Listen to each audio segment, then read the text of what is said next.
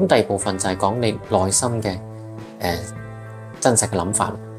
意思即係話咧你具體想交啲咩類型嘅朋友，其實有時候我哋係唔清楚，但係睇你嘅盤度，我哋就可以睇到你比較中意交邊一類型嘅朋友咧。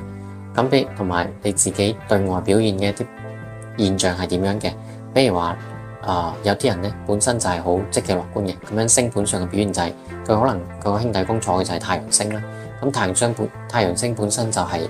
主面子又積極，跟住又係一個走動嘅星座嚟嘅，同埋佢又可以發射光芒出嚟，可以照亮人哋嘅。咁如果太陽星喺旺位，跟住你嘅兄弟宮又喺旺位嘅話，即係你可以光芒萬丈咁發射你嘅能量俾人哋，咁大家就會覺得你好熱情、好積極、好中意同你交朋友。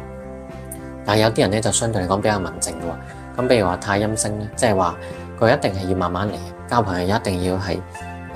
點滴細流咁樣慢慢積累，即係